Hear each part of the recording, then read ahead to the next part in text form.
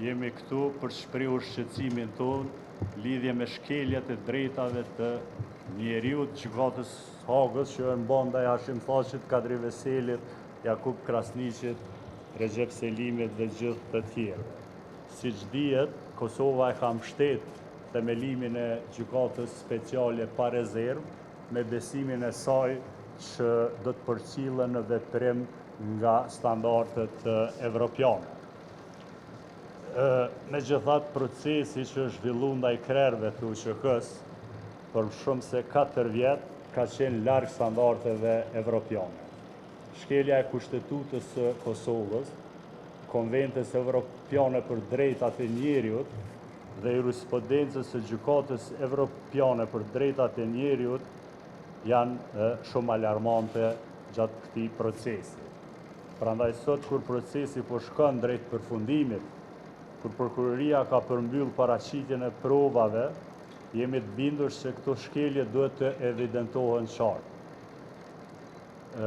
Të ngrihet zani kundër padrejtësisë që po ndodh në gjykatë që është e Kosovës dhe që vetë Kosova e ka bërë në një vend evropian, me shpresën se kjo do të ndihmonte në gjykimin e drejtë e të bazuar në standarde evropiane. Gjitha këto shkelje nga mohimi i drejtave themelore dhe procedurale dhe vonesat e pajustifikueshme në proces tregon që procesi ndaj krerëve të UÇK-s në gjykatën speciale ka deviju nga rruga e një gjykimi të drejtë dhe të anshëm. Për këtë arsye, kërkojmë me vendosmëri që të rishqyrtohen praktikat e kësaj gjykate, sigurohet respektimi i plot i Kushtetutës së Republikës së Kosovës dhe i standardeve ndërkombëtare për drejtat e njeriut dhe të garantohet që procesi gjyqësor të zhvillohet mbi bazë të drejtësisë dhe jo mbi bazën e paragjykimeve. Kjo nuk është vetëm kërkesë për drejtësi për individët e përfshirë, por edhe një provë e integritetit të sistemit ndërkombëtar drejtësisë në raport me një shtet që ka zgjedhur rrugën e demokracisë dhe sundimit të ligjit.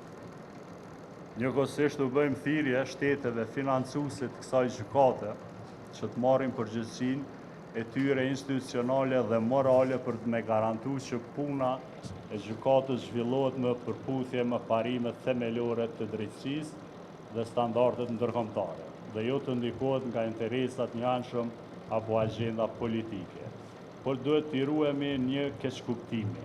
Kjo nuk është një përpjekje për ndërhy në punën e drejtësisë, por një kërkesë legjitime që drejtësia të vihet funksion të së drejtës dhe të zbatohet në përputhje me parimet dhe standardet evropiane.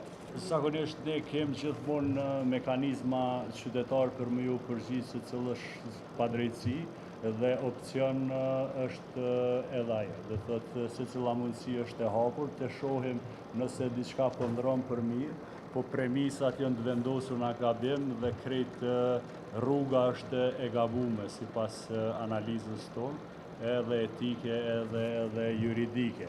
Shpresojmë që nuk do të vazhdoj të ndodhin këto shkelje, por opcionet e një përgjigje qytetareske gjithmonë janë të hapura, sepse mekanizma tjerë nuk kemi si duhet.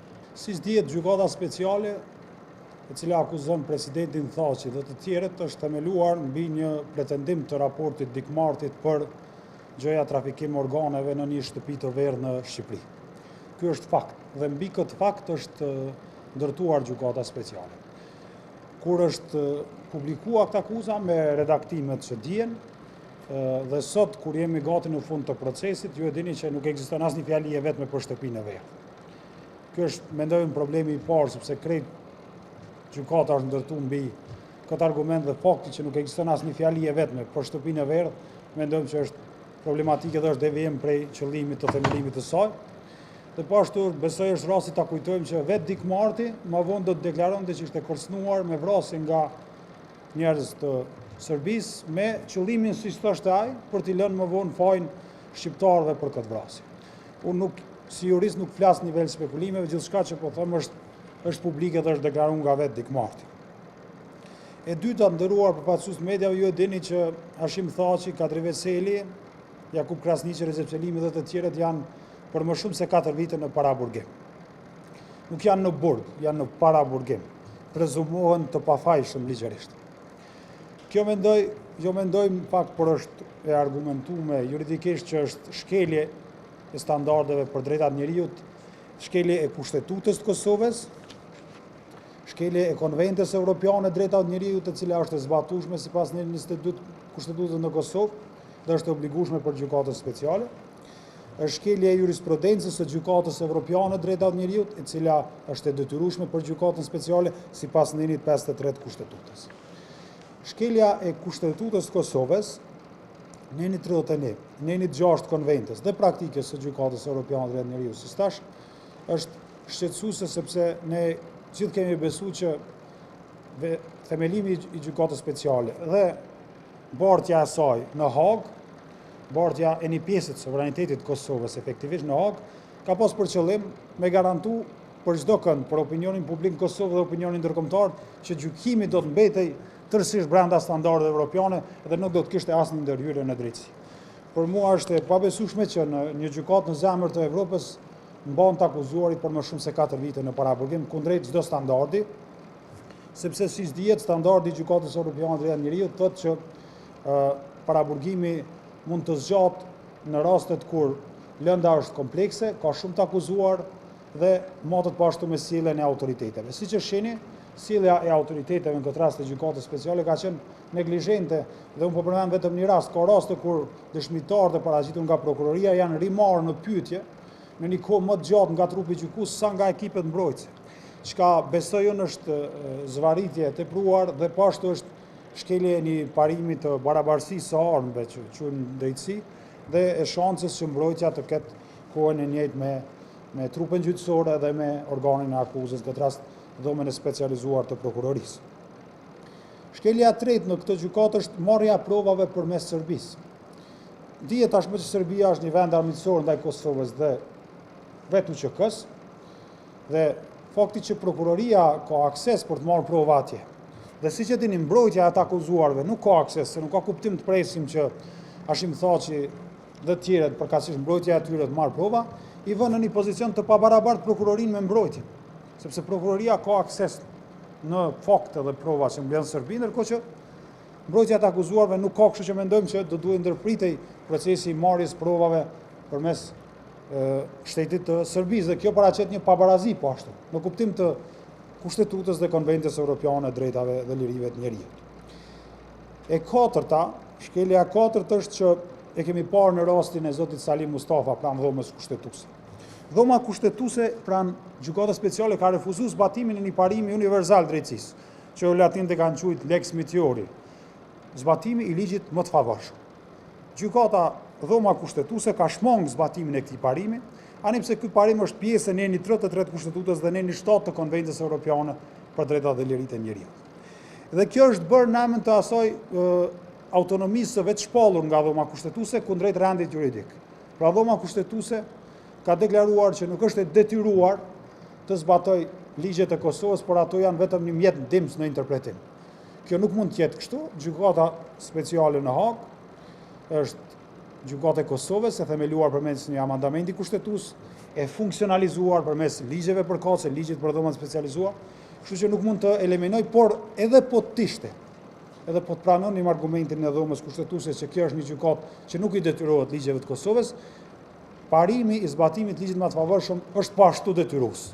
Është një parim universal që mbi sundon çdo rend ligjor dhe kushtetues dhe nuk mund të shmanget në asnjë situatë.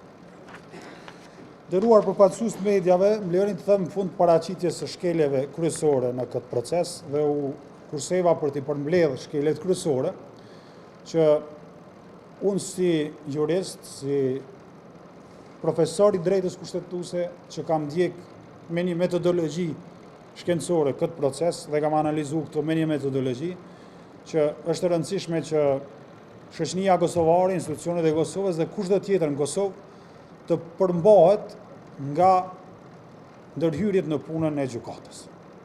Unë respektoj këtë parim të shajt të profesionit tonë që gjykata duhet të jenë të lira dhe të pavara për të çmuar vetë provat dhe për të vendosur vetë për procesin dhe unë këtë si profesionist e bëj ftesë edhe për këtë rast. Duhet të ruhet pavarësia e gjykatës. Duhet të ruhet funksionaliteti i saj. por asnjë shoqëri evropiane, asnjë shoqëri e lirë nuk mohohet nga një debat themelor, nga debati mbi cilësinë e vendimmarrjes, mbi shkeljen e drejtave të njeriut. Në këtë rast, shqetësimi im, por edhe ajo që e tha Ismaili, ka të bëjë me respektimin e Kushtetutës dhe Konvencijës Evropiane të Drejtave të Njerëzit, përkatësisht me respektimin e drejtave të akuzuarve. Ne duam të sigurohemi që procesi në Hag ndaj të akuzuarve zhvillohet brenda kornizave të Kushtetutës dhe të Konvencijës Evropiane të Drejtave të Njerëzit, standarde evropiane. Gjykata speciale është themeluar me qëllim për të ofruar drejtësi me standarde evropiane dhe edhe kjo përpjekje jonia sot është për të hapur një debat shoqëror se si mund të rivendoset gjykata speciale sërish brenda këtyre standarde evropiane dhe asesi të mos interpretohet si një ndërhyrje në drejtësi. Debati shoqëror për gjykatën speciale është themelore në këtë fazë, sidomos në këtë fazë ku pritet të merret vendimi, sepse duam të sigurohemi që vendimi të jetë i drejtë dhe i bazuar në fakte. Faleminderit shumë. Faleminderit shumë për ekspertizën tonë profesionale në raport me gjykatën speciale.